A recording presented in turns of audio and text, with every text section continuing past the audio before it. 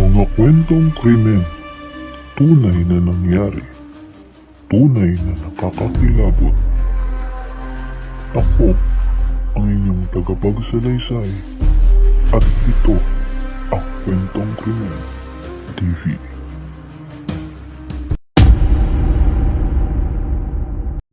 Sa mundong dapat ay ligtas para sa mga naghahanap buhay, may mga pagkakataong ang tiwala ay nauuwi sa trahedya. Isa na namang kaso ng pagpaslang, ngunit hindi lang ito kwento ng krimen. Ito ay kwento ng isang ama, kaibigan at manggagawa. Ito ang kaso ni Raymond Cabrera, isang VNVS driver na hindi na muling nakauwi sa kanyang pamilya.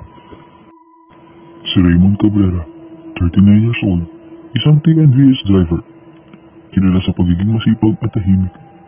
Araw-araw sumusuong sa kalsada para makapaghanap buhay.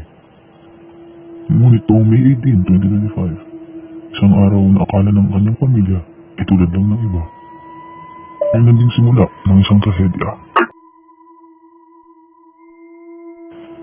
Ayon sa booking record, sumakay ang 3 pasahero sa Parañaque patungong Molino, Cavite.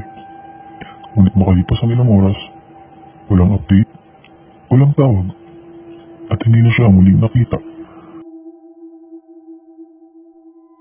Matapos ang ilang araw, natagpuan ang sasakyan sa Valenzuela City. May bahid ng dugo. Sa dashcam audio, narinig ang tensyonadong boses ng mga pasahero. Mula sa galit, hanggang sa mga tunog na tila ay nangyari ng karahasan. Sa tulong ng dashcam at CCTV, nakilala ang 3 suspect. 2 sa kanila, magkapatid. Makikita pa sila sa CCTV matapos ang krimen. Bumili ng gamit sa convenience store bago tumakas.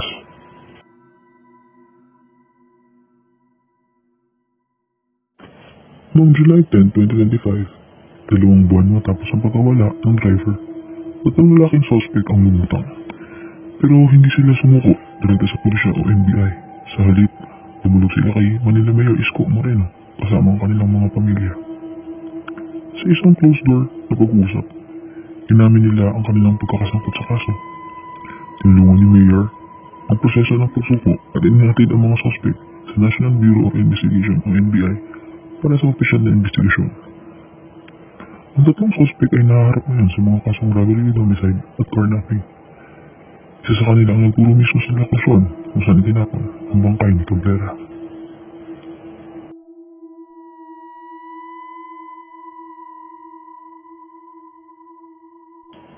Sa barangay Batitang sa Rabosa, Nueva Ecija, natagpuan ang bangkay ni Cabrera sa isang madumong lugar sa gilid ng daan. Halos 2 buwan siyang hinanap.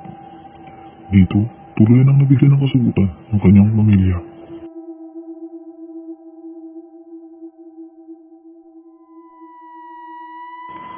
Sa bawat biyahe ay may buhay na nakataya. Sa bawat krimen, may pamilyang umiiyak. Para sa mga TNVS driver na patuloy na naglilingkod, saludo kami sa inyong katapangan. Ito ang Kwentong Krimen TV. Tunay na krimen, totoo ang aral.